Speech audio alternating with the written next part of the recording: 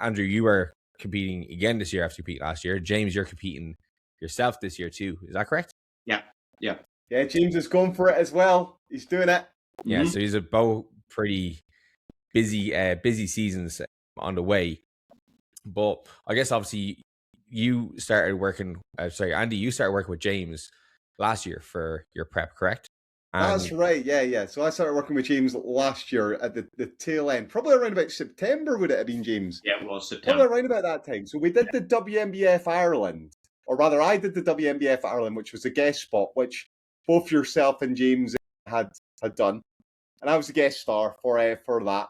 And I was always planning on doing the show, but I had it in the back of my head. I'll need to get James's opinion on how I was looking at that particular show, and I wanted to feel him out a little bit as well, because in all honesty, I had the intention of probably working with James for a while now anyway, because I think he's a great coach, and I was proven right about that as well. So yeah, tail end of last year is when I did it, or when we started working together. And is James your first coach that you've had? No. So I mean, Shane, I've been involved in bodybuilding since 2006. Yeah. Right. So I have had many mentors and things like that along the way. My first ever coach I had was a guy from the local gym who'd competed in the NABBA Mr. Universe called William Shields, and it was an absolute disaster, I can tell you that, but we got in shape for the first show. And then I had another mentor, a guy called Douglas Black, who owned a company called Extreme Nutrition, R.I.P. Douglas Black. And those were some of the hardest, gnarliest, hardcore bodybuilding diets you've ever done. Like, eating just boiled eggs, hundreds of grams of protein per day, no carbs, no fats, just like suffering with 2 hours of cardio a day. So I did that for about 3-4 years of my bodybuilding journey. And then I sort of was a bit self-coached for a period of time. And then I worked with some other coaches who shall not be named because, well, I'll just not name them for obvious reasons on this. And do you know what? Just extremely disappointing experience with that particular coach in that particular company. And then I was solo probably from about 2022, but there's been large periods of time where I've done it myself, or I've reached out and I've got someone to maybe keep me accountable from there. But I've flipped and flopped between doing it myself and having coaches. So that's a long way to answer your question. Yeah. And James, have you worked with coaches before?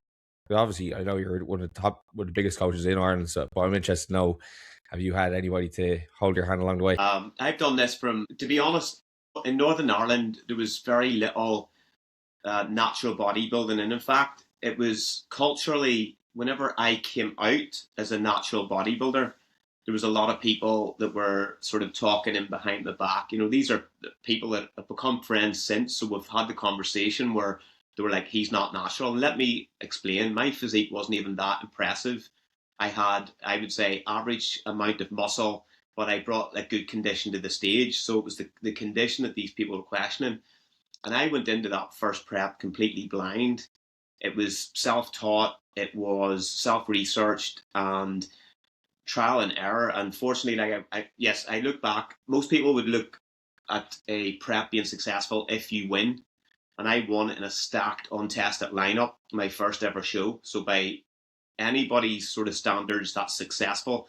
But whenever I look back at the processes that I used, it was definitely not successful. It was one of the hardest, most brutal preps that I'd ever done. Short, acute, aggressive strategy.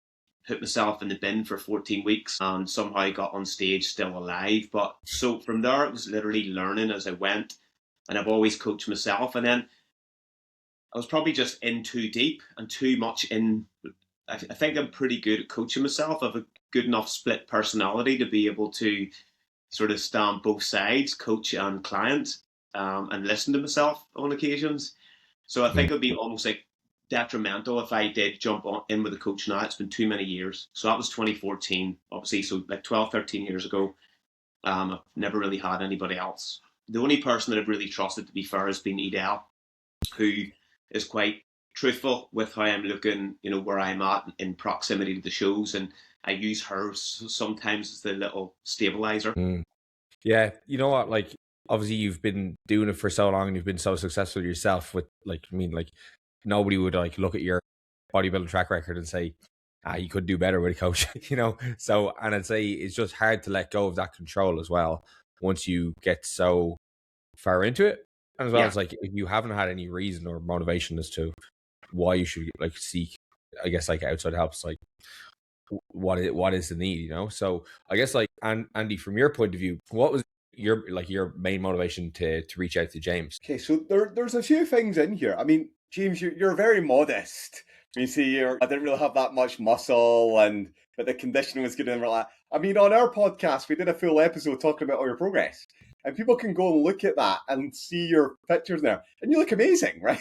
So you downplay yourself, and there's definitely a purity to coaching yourself, and I love that Dorian Yates idea of researching it and it being an individual sport and wanting to do it all off of your own back. And I think I thrived doing that as well for years, just like you did, James. So I really like that.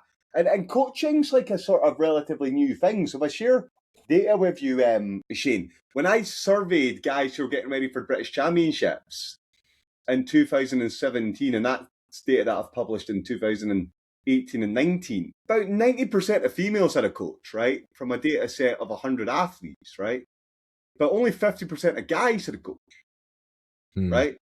And it's relatively new. So a lot more people are probably coaching themselves and working out themselves than you probably really appreciate. Now, it's not to say that the coach can't help you, because obviously they can, as you point to on there. But there's definitely something to be said for working out for yourself and everything like that from there. In terms of reaching out to James, I mean, to help me, I mean, James has got an amazing physique and he's done so well with his progress down the years. And I followed James for when he first appeared on the natural bodybuilding scene in the UK. I think it would be the BNBF around about. Tell me, James, was it 2017 or 2014? I forget exactly. Yeah, my first year with BNBF was 2016. The first time we crossed 2016, yeah. 17, I think.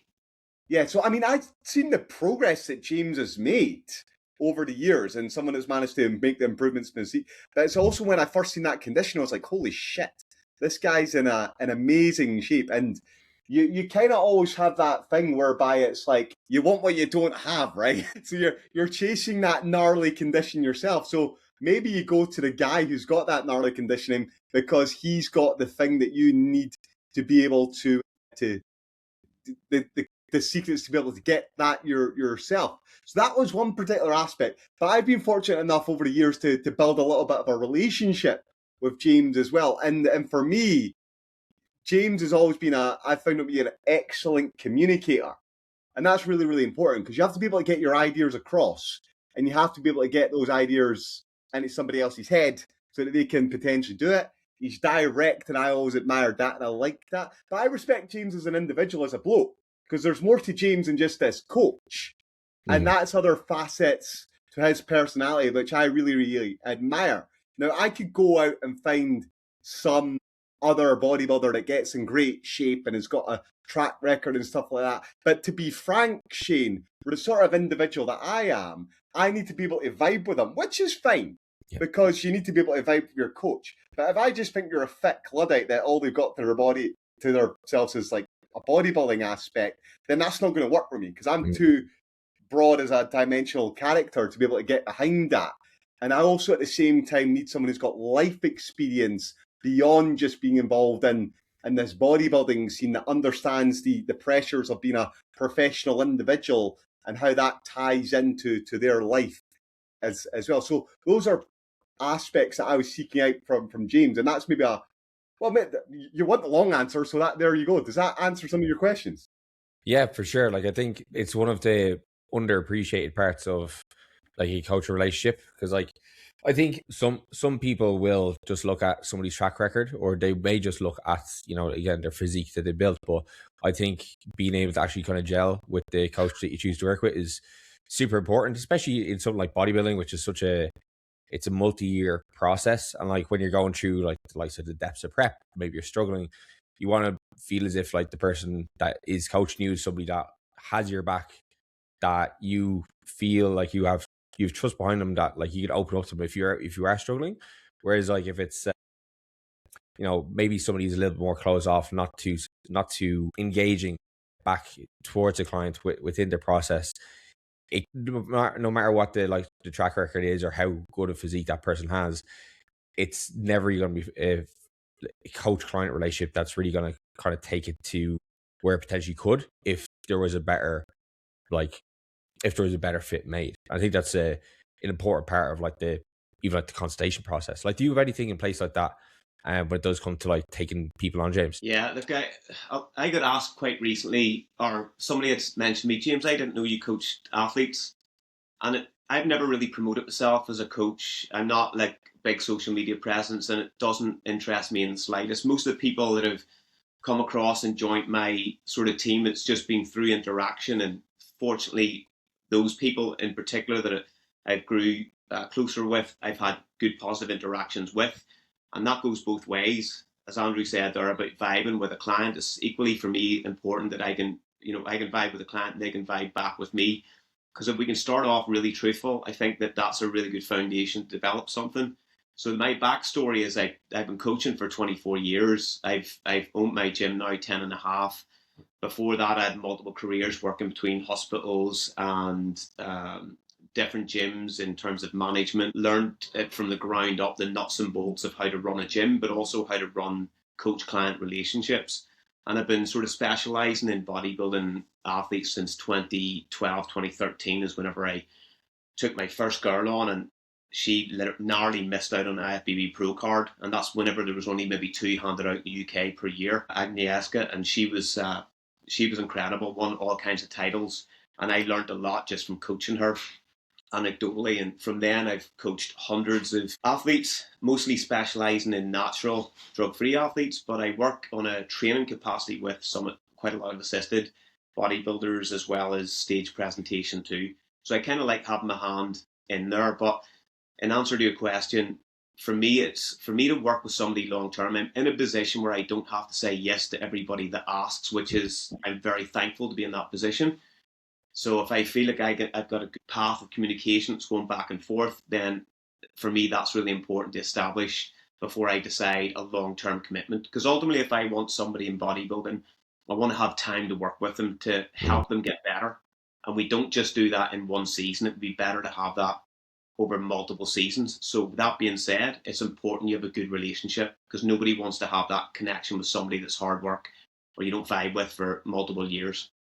Yeah. There's a lot to be said for like you being as invested in the person's kind of goals as like they are invested themselves, because like you're both going to get like the payoff then in that respect. And I think some of the biggest issues with like the coaching industry as a whole is like the fact that it is a business driven like industry, right? But the business aspect is being pushed a lot heavier than the actual like client centered approach, and it's leading a lot of like younger coaches into just seeing it as like a quick and easy way to make money, and then all of a sudden the clients become just numbers on their Stripe account versus like a life that they can change, or like somebody that they could help like unleash their true potential as a bodybuilder.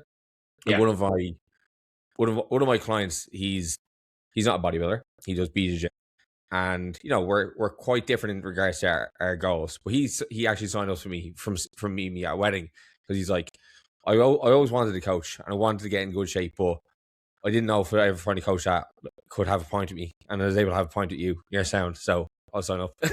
So like just being sound and like having the ability to be able to form like a little bit of a relationship with a client like that goes a long way, I think. And I know that you have like a lot of like client meetups and events as well, don't you, James, to kind of help form that community? Yeah, we actually have our next one in a few weeks' time. Dr. Andrew Chappell here is coming across to co-host a seminar in the compound room in Lisburn. There'll be a mixture. There'll be more or less 2 groups. There'll be groups that I'm personally working with. So a lot of my coaching clients from around all of Ireland. So we've got ones coming from like Bundoran, Galway, Dublin, all over the place. So there'll probably be about 20 of my athletes coming to attend that seminar. So we're trying to educate them, because a lot of them are also coaches themselves working in the online space.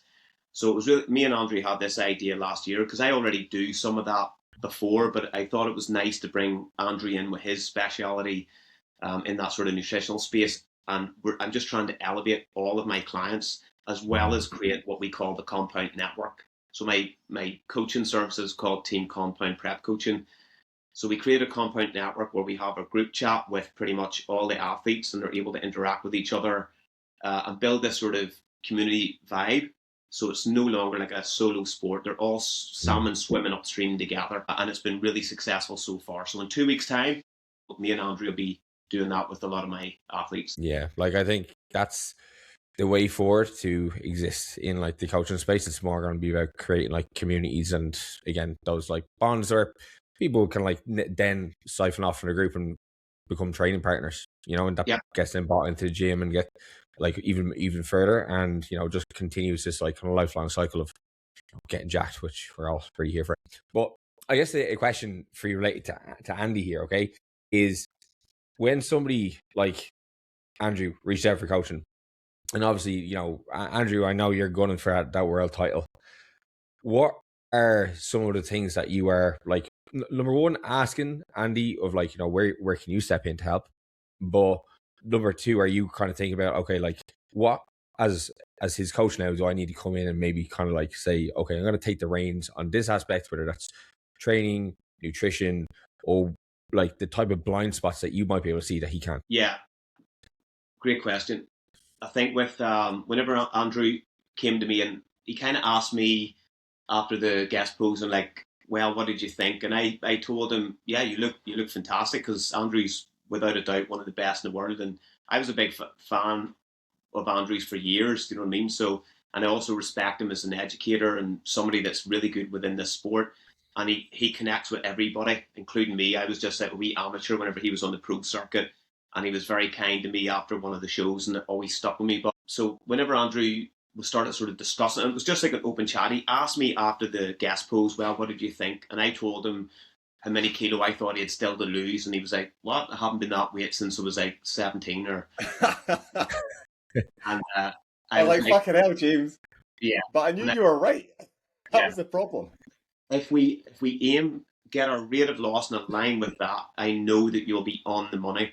And it turned out pretty much to the point, the decimal place to be exactly right. I'm coming into the best look of the season as well. So for me, it was just, Andrew's, as he explained there, coaching is just about getting your ideas across. Your ideas are a collection of anecdotal experience, research, some evidence-based, some witness. And then you're just sort of collecting all that sort of data, and it's like a little scrapbook of things, and I go, right, what's applicable with this guy who is already at this level? How can we get more out of him? So literally taking on the sort of nutritional side, all I had to do really was take the foods that Andrew already had in place and just started to look at the numbers. So we did design the full nutritional blueprint, but it was based on the numbers, based on his activity, to encourage the rate of loss we needed with the time frame we had. Then for me, it was the training blueprint. I wanted to go into I designed the training blueprint, and then got Andrew to send through videos where I was sort of going through them, critiquing them, and getting the feedback put right through. So although he's not building tissue in that stage of prep, we were trying to set him up for the off season even before we got running with the prep itself. And we both sort of looked at his physique really recently, and we both are under the same, I suppose, visual critique. Is his back, which was an area we want to develop, has definitely come up even in the short period from last year. So yeah, I would agree with that. A lot of it was exercise execution, making sure we're selecting the right exercises, creating the right intensity profile, and just doing those things over and over again. So that was my capacity with Andrew. Were you going to jump in there, Andrew? No, I was just in agreement with James. So, like, I mean, when you're asking what particular aspects, people maybe not believe this or not. And then, James, you remarked on this. I think I'm actually quite coachable. So if somebody gives me the ball, then I will run with it, and I'll go for the things on there. I mean, I'll ask for feedback. I'll discuss things and everything like that. But it's always coming from a place of trying to understand for sure on it. But no, I put my faith in James because I respect him as a coach, as an individual, as a bodybuilder. And I thought, right, well, let's just go along with this. And I was also aware that, like, okay, we want to get the rate of loss, then you just have to, you've got to go on a diet, right? So it's going to suck a little bit. But there was real value as well in the training. And like, you've trained with people, I've trained with people, James has trained with people, and most people's training is dog shit. It just is. They've got poor exercise execution, terrible technique. But I mean, when you're training with someone as a training partner, if you're an advanced trainer, you're very often leading sessions and stuff like that. So who coaches you to make sure that your technique is where it needs to be? So the stuff that I've done with James in terms of making sure that I'm just being even more precise with the movements has been brilliant. It's been great, because at probably some point in my career, and I've read this time and time and time again from and heard this from lots of different people and bodybuilders, that when you start getting to 35 and older and stuff like that, it's time to maybe drop the weight back a little bit and focus more on that form technique. Well, James has kind of pushed me there even sooner. It's pushed me there to do that, and it's just I've reaped the benefits of it. So doing the video analysis and things like that on it's been useful. The posing critiquing has been helpful as well. I mean, I pride myself in being a great poser, but it's again just useful to have someone be like, look, you're not opening up quite as much there, or try this and try that at the same time, because you want that feedback, because you de-skill and you get lazy. You get lazy with your training. You get lazy with your posing. You get lazy with your diet, and you take shortcuts when you shouldn't. So all that sort of stuff is really, really helpful, just to jump in and back up what James was saying there. Yeah, I think it's having that second eye to review all those little smaller details that, you know, when you're training at the level that you are and you're having the goals that you do have, like they do matter. And you also just need to think about, like, the guy that I am competing, he wants that top spot as well. Is he doing these things as well? Is he refining his posing? Like, even though, again, you're a great poser, like, even, you know, just getting even suggestions on, like, have you tried the pose this way, or, like, you know, twist your hands that way, or whatever it may be, like, to just get another eye. Because, like, one thing that we always have we have a blind spot too, is like, we can see a pose of ourselves that we think looks great, but it might not necessarily look fantastic to everybody else. And of course we have to think about, like, well, what are the judges seeing? Like, what did they prefer the most, if that makes sense from the training perspective. So I know that you're a big fan of a lot of, like, the big basic lifts, the big compound lifts, your squats, your benching. How much of that was things that had to be corrected or adjusted? Because you did mention in regards to some lifts having, like, low stretch back, or James, you also mentioned, like, maybe some exercises had been adjusted. What were the areas where you kind of stepped in with that and said, okay, like, maybe this lift is, like, not the best tool for the job at hand? Yeah, go on, James. You jump in here, and then I'll follow this one up. Yeah. So I'm curious. My sort of formula for doing this in the sequence that I create is, first of all, whenever we're assessing the physiques, even though Andrew's incredible, I still have to assess the physique, and I do that with a sort of like traffic light system. You know, the red lights is areas that need the most work, ambers are looking pretty good, and the greens are probably the most advanced in terms of development, so mightn't need as much volume or change. So the whole physique was green, James, right? It was all green, mate. I love you. Just the calves. I knew you were going to say that. Had to do it. My calves are all right. No, yours are pretty good. Yeah. So for me, that's where I start. I break it down and go, okay, and then I always like getting a bit of feedback. What exercises do you enjoy doing? Is there free weights? What machines? And then in the Andrew's gym, I'm asking him to go around, take photos, I catalogue them in terms of body parts, send them through. And based on the kit that he sends me through, I design the blueprint, and I do that every single client that I have in different gyms around the world. So it's properly bespoke, referencing the pieces of kit that they have. And I'm quite fortunate where I've tried maybe 85% of gym kit in the world, maybe particularly the most used. So I'm able to sort of pick it, you know, if there's areas I'm like, right, I need something a wee bit more lower lat where there's less mistakes can be made, but we can load it, we can apply intensity. And we can get, particularly in that short term, whenever I was working with them at the back end of prep, I was like, I don't want to waste time where it's going to take 10 weeks to gain a skill by changing how he lifts with a free weight. I'm going to prioritize maybe cable work, maybe certain machines within the gym as well. And then once we had that locked in, he sends me through the videos. I critique it. I take screenshots, draw little lines, a voice note over the top.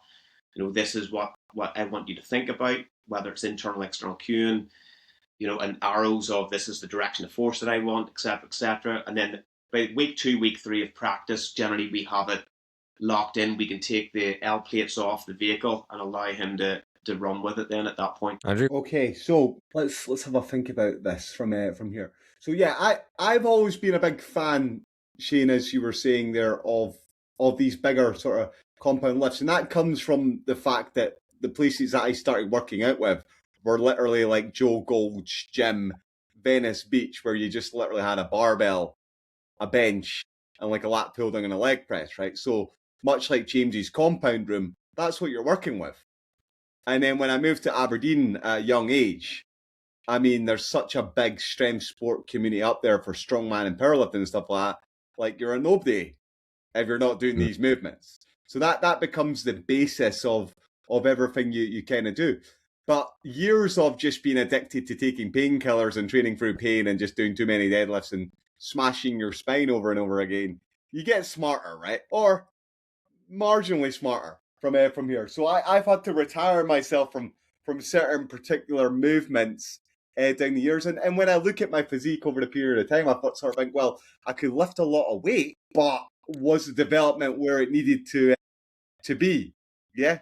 So in terms of what I've been fortunate, it's as I've got older, there's just more and more of these giant warehouse type gyms have opened up, which have got, like, say, hundreds of pieces of kit in it, which have allowed me to train in a different way, which has coincided with the fact that I've got movements that I've retired from as well. And then it's been about sort of refining those movements with James's help. And it's been great. It's been really, really useful. So as James saying, you're taking videos, you're getting feedback, and he's like, okay, why don't you try a little tweak like this and a little bit more of a tweak like that to maybe make the improvement, and that'll give you a little bit more force generation through the quadricep or through the bicep from here. The tempo stuff has been really, really good, and it's really helped me in terms of connecting with the movements as well at the same time, and just being more stable all the way through these things. I mean, one of the big things I've been writing down for years on my training plans when I've been getting ready for shows is don't get injured. So that probably gives you a bit of a perspective as well at the same sort of time that, I mean, like, we're all males and we've got testosterone in us and we want to drive on and be the king of the mountain, but sometimes you need someone holding your hand in the back being like, look, we need the L plates on you a little bit just now and giving you that little bit of input at the same time. And hopefully I've been able to do that for James as well, who's suffering for a little bit of a sore sacroiliac, who's been telling me as well. Does that answer your question there? Yeah, for sure. Like, I mean, look, I came from similar background as yourself. I mean, doing powerlifting for years, so I know all what it means to just get in the gym and lift lots of big weights. But like, I'm going through the same process now myself. Like, having like gotten fully invested into bodybuilding, there's a lot more emphasis on not really dialing in exercise execution. Make sure the target muscle is the thing that's fading. That's the one that's starting the movement. The thing that's ending the movement. Not having too much compensation occur during the exercise. And I do think it is a kind of it's a natural arc a lot of lifters are going to go through anyway. They're going to have to go through just to learn how to train fucking hard, like have decent form, but don't worry too much about, like, if I twist my hand this way, am I going to get a little bit more lats versus fucking mid back or whatever it may be. As you have your body develop and you have the strong parts start to dominate and the weak parts not to grow as quickly, that's when you can maybe start to refine a lot of these things. And that's essentially kind of like what it sounds like you're getting now from Andy. You're just those kind of, sorry, from James, a lot of these like finer refinements in the physique, which has already been, like, a world-class physique at that. Yeah, well, thank you for a start. Yeah, appreciate it. But yeah, no, you're right. I mean, when you're first starting out, like, which way you twist your arm and stuff like that when you're lifting, that doesn't probably matter because you're making these newbie gains anyway. Yeah. But once you're working at a higher level, you've been training for a long time, having these new techniques and things like that to eke out that little bit of extra growth certainly becomes much, much more important. And so, again, to reference your point about the way you tweak your arm or making sure that you're getting better execution and stuff like that just matters all the more. But I mean, still training phases. You're still going to periodize and do periods where you're lifting a little bit heavier, periods where you're lifting more in that hypertrophy range, periods where you're lifting more in that power and strength sort of phase at the same sort of time. But when it's the bodybuilding season, then again, yeah, you're more focused on that execution aspect for sure. Yeah, especially if you're trying to mitigate any injuries that might pop up, any niggles, because if you get some elbow tendonitis or some patella tendonitis, doing any type of squatting movement or any type of pressing or pulling movement can become an absolute nightmare. You don't have too much time to have a bit of relief come in. You had a bit of experimentation with blood flow restriction training lately as well, didn't you? Was that to work around some issues in your tissues? No, well, do you know what, Shane? See, when you've been training arms for 20 odd years. Well, not yet, but well, sometimes you just want to try some things out and give some things a go. And I think I was having a passing conversation with someone in the gym or something one day who'd maybe purchased these things, and I thought, you know what, I'm going to give this a go and see if there's actually anything to it. Now, the research on blood flow restriction training, if anyone's not aware of it, it comes from injury rehabilitation type research, and what they sort of looked into was, well, can you maintain the muscle mass or the range of motion in a joint by restricting the blood flow using a tourniquet or something like the limbs? Because I mean, doing it on the torso doesn't potentially work. And then you lift it, say maybe about 20 to 30% of your 1 rep max, and then you do a higher rep range. And because you're creating a ischemic state by restricting the blood flow, you're still getting that metabolic stress on the muscle that you would be getting from training at a higher intensity. And the research kind of shows that it's at least as effective as, say, training at a higher percentage of 1 rep max without the tourniquets. However, that sort of research, you always sort of have to take it with a pinch of salt, because it's often on guys who are rarely that well trained, college kind of athletes, the people that I can kind of recruit for my lab from here and there, and they're always going to make progress. So yeah, I started doing it just for a little bit of fun, really, more than anything, because I was doing it for my calves more than anything else. But I found the calves was just a bit painful, a bit annoying to set up, and I was also doing it for the arms. So I've kind of let it fall by the wayside from the calves, because I just can't be arsed, to be honest with you. I don't think it was really helping, and it was just kind of sore. But I kept doing it for the arms, because you get kind of sick pumps. Now, when I look at it, what I've found is, training with the lighter weights, my arms are not any smaller.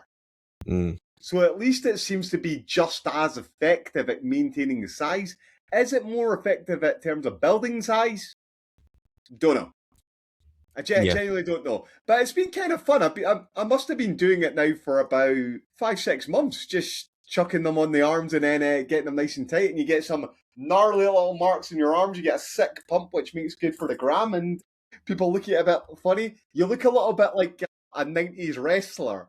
And one of my favourites was the British Bulldog or the Ultimate Warrior. So you've got these tassels flying from your arms, which is always cool.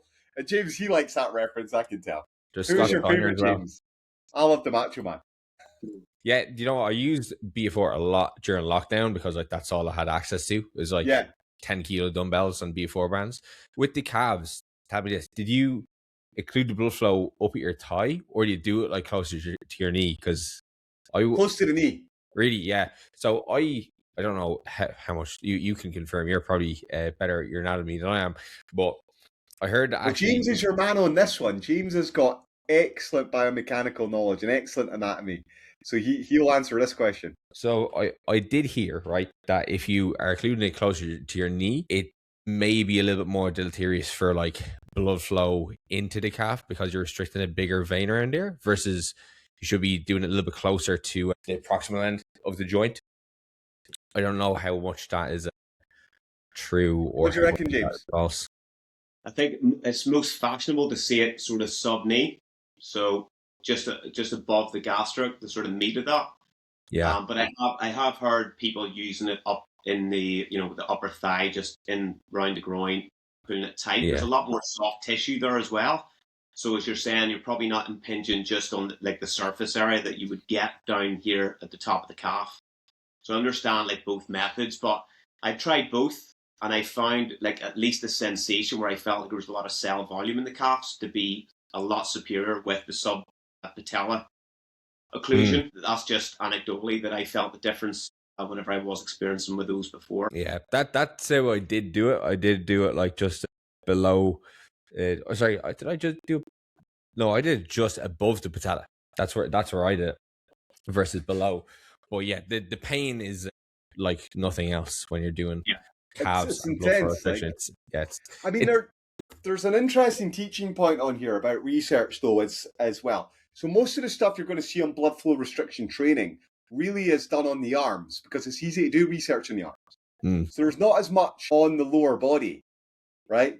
And most of the stuff that's done in the lower body is done on the thighs, right? Yeah. So not specifically on the calves. So I wouldn't be surprised, Shane, if there was probably less than 6 to 10 studies that have ever been done on the calf.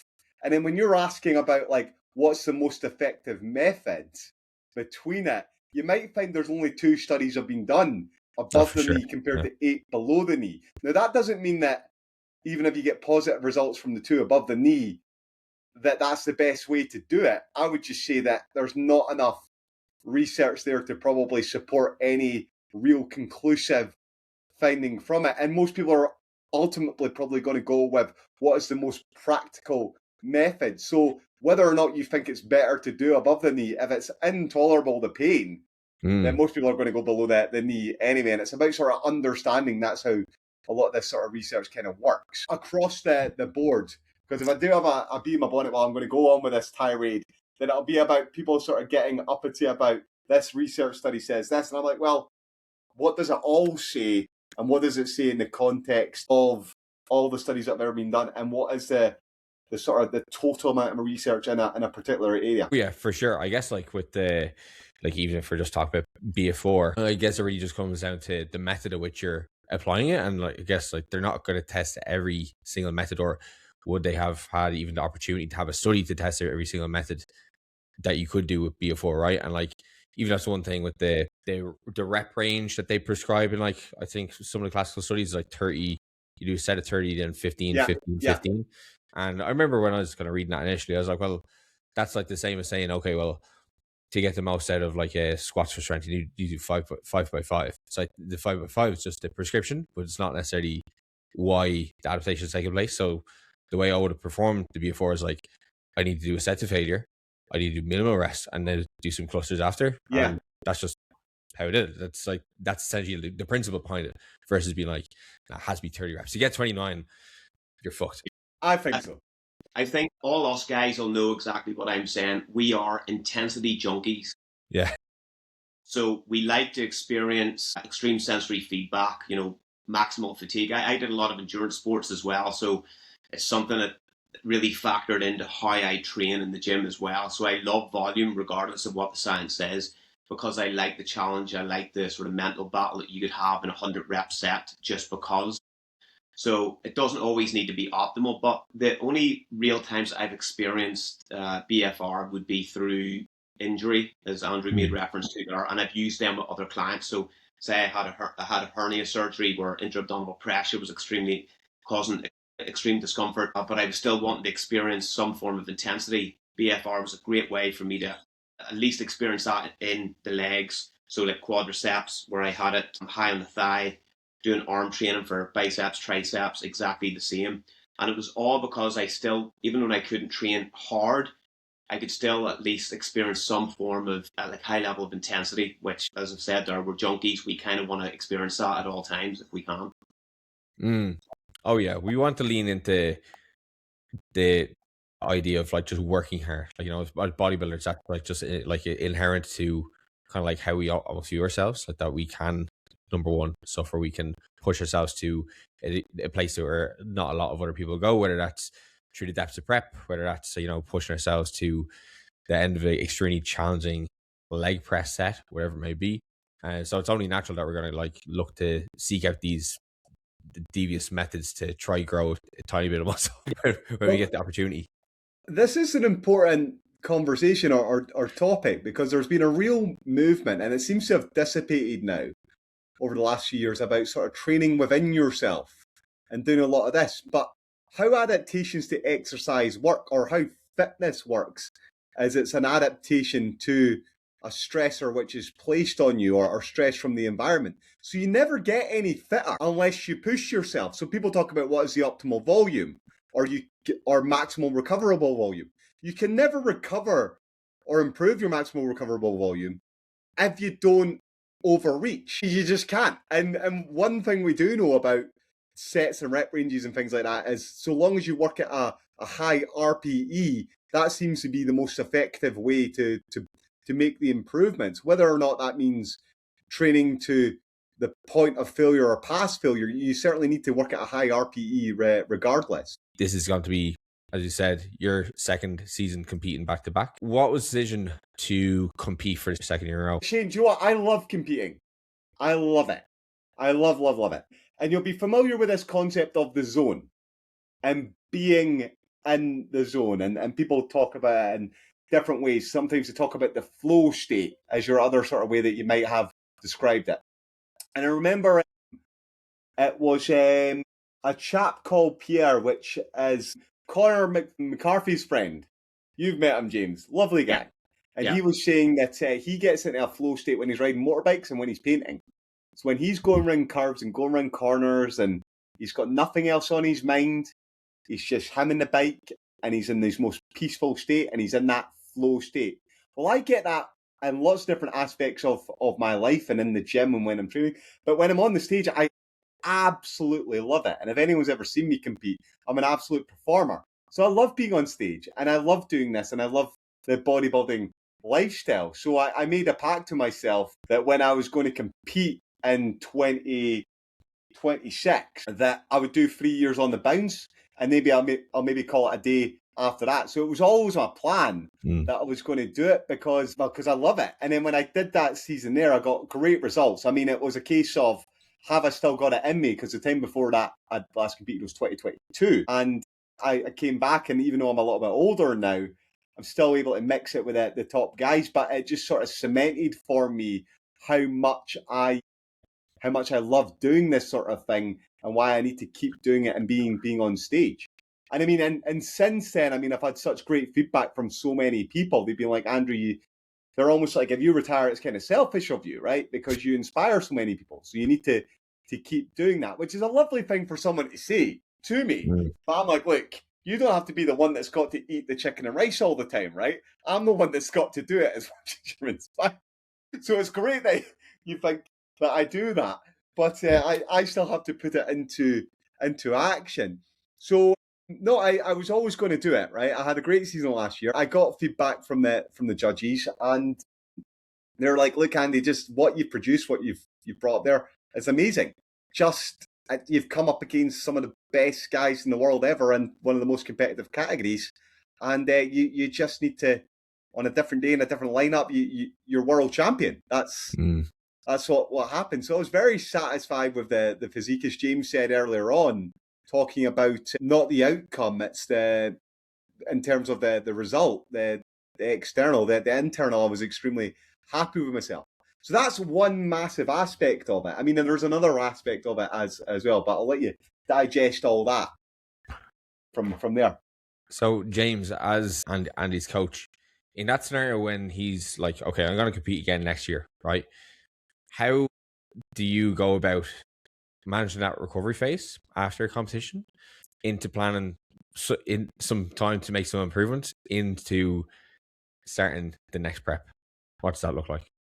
Yeah, Andrew and I have actually got very similar ideas on sort of post-show phases, and this was something that was evident even before we got to the end of the season last year, where we've been communicating. Well, obviously, I was across at Munich with Andrew, and I was fortunate enough to have 3 athletes compete in Munich, 2 pros, and Wee Kieran, who's a pro in the future. So we'd have these conversations in depth, about what my strategy would look like with him. Now, we hadn't really decided on doing an early show, so Andrew can touch on that in a wee second, where he recently did shows that he was definitely not scheduled to do. But one of the things I'd said to Andrew was, we need to just bring you back into maintenance calories immediately, and then spend at least some time in surplus. We're trying to get fats and stuff up trying to get him feeling good as quickly as possible without having any significant, massive weight fluctuation. And we were able to navigate that extremely well. It was like after about 7 or 8 weeks, Andrew felt like, hormonally he was in a really good space. And he felt in a really good mindset. Now, whenever it came, I'd said to him, I would like to start him early in prep so we can have some good dietary breaks throughout the course of this season. So I says, we will only do that if you feel that you are mentally ready to get back into a prep phase.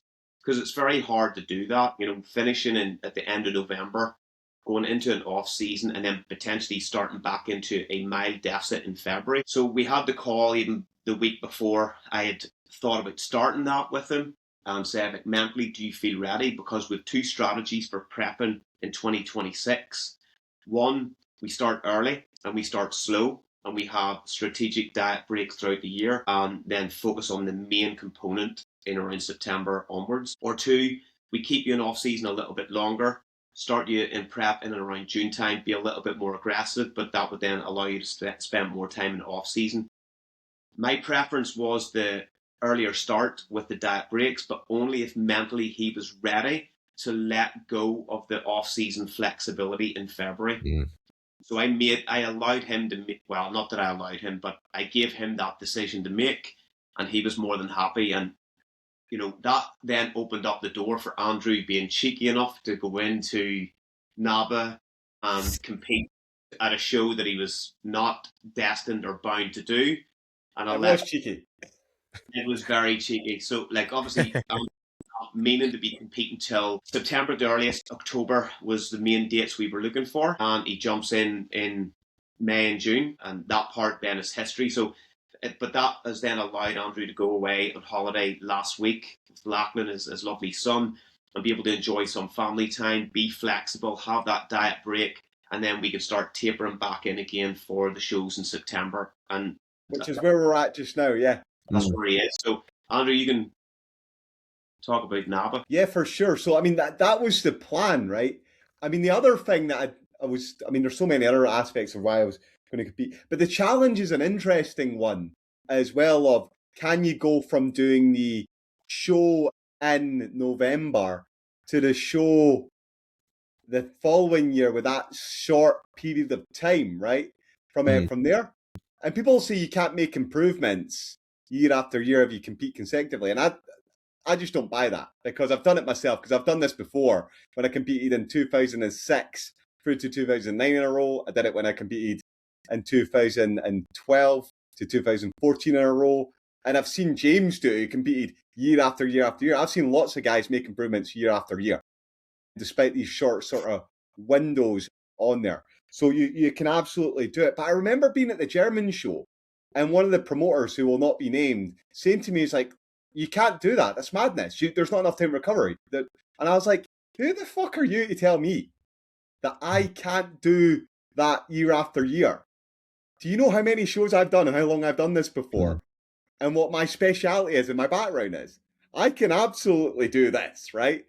So someone was like, I'll show you, right? Don't tell me things that I can and cannot do. Now, that's not great motivation necessarily to do all these things, right? Because you need to have that internal driver. But I was reading a great book called Relentless recently, and some people will take that thing that gives them that dark side that you can tap into so you can push through. So there's a little bit of that as well, of proving people the other way at the same time. Plus, again, Jane, this is what I do. I'm a pro bodybuilder. It's part of your identity. It's not the only thing you do, but if you watch or if you follow IFBB style bodybuilding, etc., these guys compete year after year after year. Once you get the pro card, they're doing it every year. Yeah. They're not taking long periods of time off. And where I'm at with it as well, because it's tiny margins are separating us top guys. Taking 2 years off to make improvements to come back, it's almost you're wasting time. You don't need that time away to do it. We're talking tiny amounts of improvements in your physique as a whole, which can be just better conditioning, better posing, a little bit better dieting. And when you're a natural bodybuilder, the improvements you're making in your muscle mass are going to be very slight anyway. So does that answer some more of your questions? Yeah, like do you think that your recovery arc, as you've done preps, like you've done a ton of preps like over like the last decade or whatever, like do you find that the recovery arc is just like tightened up as well, and that is your ability to bounce back to baseline is just like much improved? I'm sure there's also like a mental aspect to that too. Well, it's obviously it's a mental aspect, and me and James talked about this at length. We talked about it on our last podcast, and people get really obsessed by things like rates of gain post contest and hormonal profiles post contest and things like this. And I've kind of changed my thinking on it a lot. I now sort of think that if you can get a good relationship with food again from a social, psychological aspect, and at the same time feel strong and recovered in the gym, if you can take care of that side of things, everyone else will take care of itself. Yeah, so like your rate of gain, your hormonal profile, etc., that'll take care of itself if you focus on that particular aspect. And that changes the conversation around you should gain 0.5% a week or 1 a week and stuff like that. And I'm not saying that you shouldn't have those guidelines, but I'm now sort of thinking about it from that sort of perspective on there. But that takes time to learn that. That takes time to learn that, because the first sort of couple of times that you do a prep and so on, it can be a disaster. You just eat everything you possibly can. You do these bulking cycles and you realize you just get fat. So what's the point?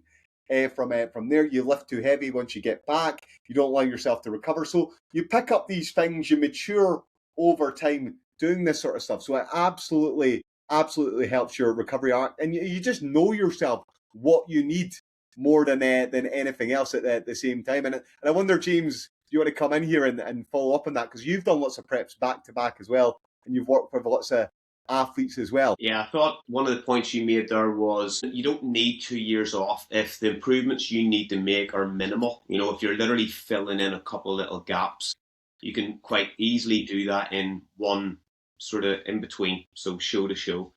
I think whenever you're talking about really incomplete bodybuilders where there's a lot of stuff missing, it probably is more advantageous because you'll need to spend time probably addressing the things you're doing wrong. And, you know, people talk about how many sets do you need? Well, if the quality of your sets is poor, and somebody's saying, do I need to turn my hand this way or this way to do this? Well, you don't until you do. And if you're like just gripping and ripping and rolling and your back is blowing up equally and it's beautifully developed, then you can do that incorrect and you'll get the right result. But if you're like normal people like me, you do have to start finding the perfect hand position in order to articulate, to get access and stimulate the right part of that back. So if there's a lot of empty spaces, you need a bit longer in that off season. The other side, Andrew said there is, and I always believe in successful diets are always premeditated. They're not hormonally influenced. So you kind of know the sensations that you're going to experience after a show. So understanding how to articulate yourself with hunger being very evident, and access now to flexibility in terms of your diet, which hasn't been there maybe for multiple months during prep. Understanding before you get to that point as to how you kind of need to behave and have the social element there as well to try to get your mental state in a really good spot before you go back into that prep. And that was exactly why I asked Andrew at the end of January, like, if we do this, do you feel mentally that you're in a good place, that you'd be happy to leave your off-season habits, flexibility down in order to get back into prep? And if he mentally isn't ready, then he doesn't do it. That's the reality. It's not worth it. Yeah, I think being in the position both mentally and physically is obviously a very important thing to have in place before you do start a prep, considering how tough it can be on the body. I guess, like, however, go back to that experience point. Go on, Andy. You're doing a job. Sorry, just to come in here on this. I mean, I teach this to my students, right? And the thing you've got to realize about elite athletes, right, is that they're not normal people, Shane. They're just not normal people, right? They're just not. They've got certain dials on that mixing board turned up higher than their average person. So their ability to tolerate what might make people uncomfortable is quite different from your average person, right? And that's what makes them great. Yeah, that's what makes them great. So that might not necessarily translate into other areas of their life which help them, But when it comes to applying yourself to your sport, it can make them the absolute best. So you can do it year after year after year, potentially, yeah, because they've got something that other people don't particularly have. So I think that's an important particular aspect. So, I mean, what's balance for one person, what gives someone happiness and fulfillment for one person can make someone else completely miserable. Some of that is you learn the experience over time, etc. But yeah, I think that's an important part of the conversation. Yeah, well, I guess like at the stage that both of you are at within your competitive career, going into a prep is not as big of a deal as it would be to first-time competitors. It's just a case of you flip a switch towards, I'm in a deficit now I'm training a little bit less energy. But other than that, it's business as usual until it gets to well, that's an interesting thing there, right? You flick the switch, right? Because that implies a binary, yeah, of you've got a go and a non-go, right? But that's an important thing, Shane, because I have got that switch, and not everyone's got that switch. Some people are a go all the time, and there's no distinction between the off-season to the on-season, yeah? So I think it's important you make that kind of distinction there of when it's time to work, you work really, really hard. And I've learned that down the years because, again, you can end up at negatively affecting other aspects of your life, or you can just be in a negative mental state all the time if you can't flick that switch and detach at the same time and enjoy a downtime or an off season. And I see you nodding along there, James. I guess the question for both of you is like, as you have spent more years in the sport, how have you allowed yourself to maybe break free from some of the classic neurotic tendencies that bodybuilders may have? Because it's one thing I see with a lot of maybe new bodybuilders in the space. They overemphasize like extreme rigidity, whether it be with like macro targets or overemphasizing the importance of specific supplements, or, you know, their training program has to be like, you know, 100% optimized all the time. And, you know, you don't get where either of you guys are at this stage of your careers, being bodybuilders for so long and being successful bodybuilders without being able to have a little bit more kind of lax attitude to life as a whole, training and nutrition at times. So I'm curious as to know, like, what does life outside of like the confines of bodybuilding like look like for both of you, and how do you find that bit of peace that allows you to stay within the sport? Go on, James. One of the topics me and Andrew's discussed a few times has been find interests outside of bodybuilding, and it can be quite difficult for somebody that owns a gym that has an online coaching business, and then you train, and I wake up every day and I'm that guy watching bodybuilding news on YouTube with a cup of coffee in the morning and all those things because I love the sport. I've traveled the world watching bodybuilding since like 2009, been to Olympia multiple times, Arnold Classic Ohio, I've been all over the world, I love it. But the thing that I am good at, and Andrew is also good at, which I've experienced 17 whiskeys deep, is we're How soon was my head after that training session? Fuck me. So it's being able to let things go, and it's not like that's a bad example of 17 whiskeys and a couple of bottles of wine each, but that was once. But being able to set it down twice, being able to set it down, and you know, I talk about the importance of sitting at a table and breaking bread with people that matter, and that's not a cheesy statement to make. This is somebody that's that studies wine for my own interest and qualified in wine academia, I suppose. But and I'm going to be going into the whiskey and spirits next year, getting the qualifications for that too. I've no career path planned for that, but I just love spreading my mind into something else because it's allowed me to detach from bodybuilding itself. And I think that whenever you're able to set something down, you become better at it because you can kind of come back out, because otherwise everything's under the microscope. And sometimes you miss the big picture when looking through that lens. Whenever you're able to sort of step back and sit back, you can see everything for what it is. So whenever I come in and I train, I still love it. And this is the point. If somebody is telling you, and they've only had 7-8 years training experience, about you need to live and breathe this 24/7, they haven't lived long enough in this space if I have done that for 24 years, as long as I've been lifting weights, I would have missed out on some of the best experiences of my life. So I've been able to live my life extremely well, socialize with some of the best people on the planet. But whenever I've come back into that gym, I've never missed what I've needed to do. And I've always improved my physique every single season that I've come back to the stage. So it's very much doable and might be more beneficial. Andrew? Yeah, I mean, all that stuff's amazing. And I completely agree with it. I would, to add to it, and I talked about this before, there's this concept of the Cyclops Shane, which is a great big one-eyed monster. Yeah. Right? And the jokes write themselves there, right? But it's from Greek mythology, right? So the idea is that it's a metaphor. And it's someone or some person who is focused so much on just the one thing that creates a monster and all other aspects of their life fall apart, right? Got all their eggs in the one basket, but they're so fixated on one thing. But they also become enraged and depressed and unfulfilled as well, right? So that's the idea here. So the great lesson from the myth is that you need to have more strings to your bow to slay the monster.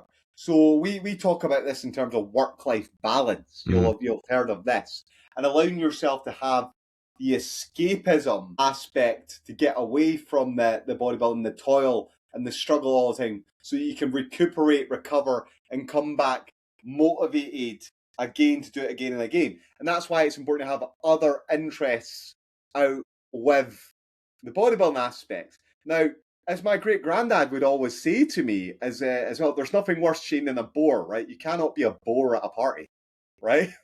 I don't want to talk about sets and reps with you all day. In fact, when I speak to James, I don't know how many conversations I even have with him about bodybuilding, right? Because he can talk about multiple topics and he's informed, he knows about what's going on in the world. And these are hobbies of mine to know about all these sort of things as well. But the idea of the Scottish Enlightenment, and I'll try and squeeze a little Scottish Enlightenment reference in here because all the best ideas come from Scotland during the Enlightenment phase anyway, right, around Edinburgh, is that if you are a polymath, e.g.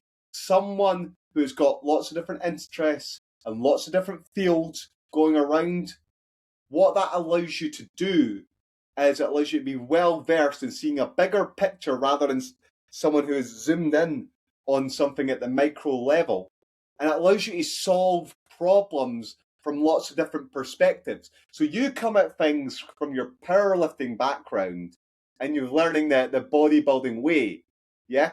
Mm-hmm. And so you're going to come at problems from a little bit of that background. And I don't know what your other sporting background is as well. And I sort of look at problems in the world of bodybuilding from a strength background and a powerlifting background and a strongman background, and then from a sports high performance background from a time in high performance sport, and then from all my stuff I know about physiology, and you're solving problems from different dimensions and different aspects, and you never know where that information that James is talking about being a sommelier or knowing about spirits or something like that, just comes in handy or is useful at some other point in your life or aspect. I'm not saying you need to learn things for the sake of being a great arbiter when it comes to bodybuilding coaching, but it's just good to know different things and be a well-rounded, proper individual so you're not that cyclops. And that's what I think has allowed me to have the longevity in the sport.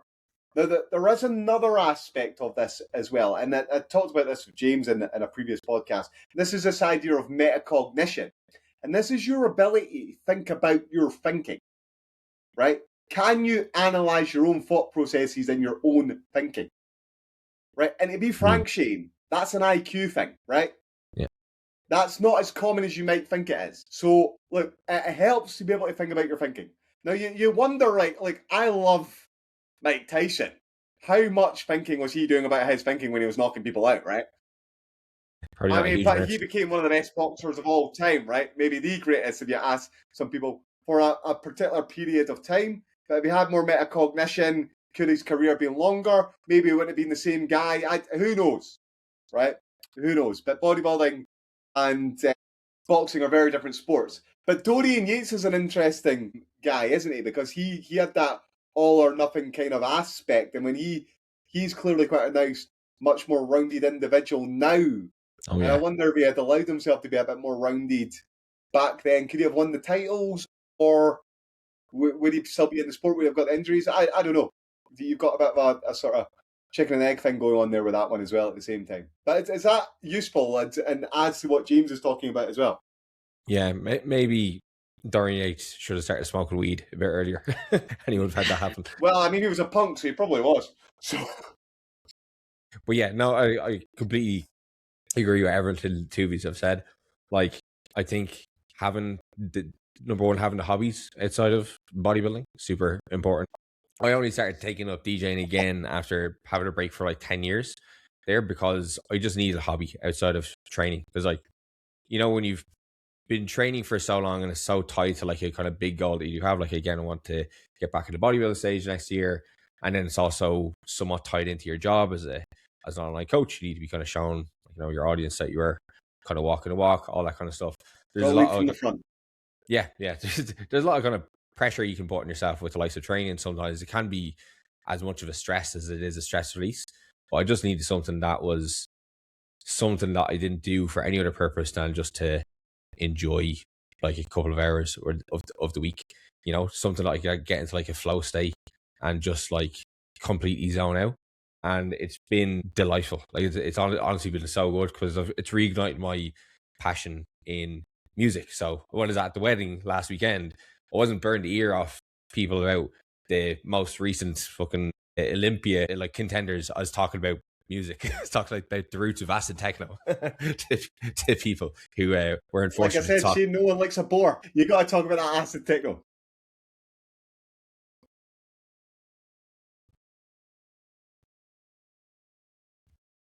Maybe a wild night out that you had with Andy, 17 whiskeys deep. And again, that's something that maybe is not talked about as much within like the bodybuilding circles in regards to people drinking alcohol and stuff like that. And, you know, it's one of those things. It's like, if it's infrequent, whatever, you know, because like, yeah, granted, if you're drinking heavily every second week, you're probably not going to be doing too much for your bodybuilding progress. But if it's like every couple of months, you know, you're selling it, so be it. You know, that's Do you know something. what, Shane? I'll jump in here. Go on. There is a difference between natural bodybuilders and non-natural bodybuilders. And there is a tendency for some, a train of thought in the world of natural bodybuilding for people to be holier than whole. And for sure, yeah. I've not really ever encountered that in the non-tested world. I mean, you get the other aspect of it, where guys are absolute deviants, right? But Yeah. people are much more prepared to let their hair down in the non-natural world and just have a night out and have a bit of fun. They just are. Well, Yeah. the thing that I can say about occasions open different doors, and the example that I'll use here is that we had the seminar in January, which was the first of our seminars in January, where I had 25, 26 of my athletes from all around Ireland come up. And some of these are people that I've worked with online for different extensions of time. Some of them I've never met actually in person. So they come up, they do the seminar. We spend 2.5 hours doing the seminar. Andrew doing nutrition, me going through sort of training methodologies, workshopping, finishing with posing and physique assessments. And then we says, look, we're all in off season here. I can book a restaurant. We booked a restaurant in Lisburn, a friend of mine owns. We had a big, massive spread table. 19 of the guys from all around Ireland came up, and we broke bread. And in that social dynamic, I learned things about my clients that had never come up in the bodybuilding model of conversation. Yeah. And I actually feel like some of that information that I extracted on that night improved my understanding as to how they function, how I can communicate better with them. And I do believe that blind would have been closed if I hadn't had that social dynamic of that evening, and it sort of changed the relationships between myself and a few of those athletes just in that one little window of opportunity. So setting it down and getting people completely relaxed, you're not being recorded, you know, it's just two people having a glass of wine, clinking a glass, having a bit of bit of crack, and then find out something else about those individuals. So there is really important. You start to find the truth behind people and their characters whenever they're at their most relaxed. And generally, we're not at our most relaxed in the gym or even in a video call, as much as it can be as personal as possible with a client. You find a wee bit more truth in those moments. Yeah, people do have a tendency to let their like more authentic self come out, especially if they've had a couple of shandies, which is like not a bad thing. Like some of my best friends, even within the fitness community, we've went out for a few drinks. I'm like, I actually really fucking get on with this person. Or there's been instances where we're like, yeah, that person's not really for me. So it is kind of nice a way to differentiate between who are your tribe and who are not. Well, lads, I guess the final question I do have for both of you is just regarding the shows that both of you have lined up for the rest of the year. So that's an easy question. So I'll take that one first. So I've got the SNBF, which is the Swiss Natural Bodybuilding Federation, the affiliate for the WNBF over in Switzerland. That's at the tail end of October, and then the next day is the German Grand Prix. So I love the idea of the challenge of doing the show on one day and then driving over to Germany and doing the show on the other day, because that's going to throw up some interesting challenges. So I've got that one. And then there is the World Championships in Calgary. That's in November. So that's what I'm focused on prepping for just now. Who knows? If anything else pops up, then I can maybe do it. If I can get another guest spot or something like that, I'd love to do that. But that's what's on the cards. That's what I was always planning on doing this year. And yourself, James? Yeah, well, I've got the PCA British, which is the untested. That's definitely there. I was looking at maybe a show in September, but I have to pick shows that I don't have a lot of clients competing on the same weekend. So it's left minimal opportunity. I know that I'm free on the Telford show for PCA. I've got the PCA British Pro Classic Bodybuilding. I've got the PCA Worlds. I've got the WNBF Germany, which we're doing. I'm going to have a full squad going to that one. Potentially at least 8, I think, are going. So that'll be interesting. And I have PCA Worlds in Spain, and then WNBF Worlds a week later in Calgary is the intention of the shows. So maybe a show in September if I can get it, but definitely October moving forward. And where is PCA Worlds? Go on. Anyone who's old enough to know this reference, Bret the Hitman Hart is from Calgary, James. So you need to go and find the Bret the Hitman Hart dungeon or statue that is to the man with the glasses and the pink tights when we're out there, James, right? What was his signature move? The sharpshooter, man. He was the best there is, the best there was, the best there ever will be. You know that. Yeah. Excellence of execution. It's almost like the Walls of Jericho, wasn't it? Like in terms of how it was. Oh, this predated the Walls of Jericho. Come on, man. I know, but it's similar. It's a glorified Boston Crab. What was I going to say? Yeah, so I'll probably see his boat at the WNBF Ireland anyway, and I'm hoping to be at the Worlds in Calgary as a spectator anyway, because I know Emma has a few clients competing there. Shane, or hopefully compete there. Congratulations on the DJ spot. Yeah. Yeah, thank you. It's gonna be good crack. We'll see. The Bret the Hitman Hart music for me and James, that would be good. We'd like that. Oh, for sure. Get a few WWE anthems thrown in there. Yeah. Optimal pose and music. Lads, thank you so much for joining me. This is the first time I've had 2 guests on the podcast at the same time, so apologies if there's been some brain farts on my end. But lads, if there is anywhere that the audience can find out more about you, hear more from you, and always have a podcast released together, now shoot your shot and let everybody know where to find you. Oh, go on then, James. You go. Oh, well, I'll go first. So you can find me and James on YouTube. We are the 2 Bro Natty Pro podcast.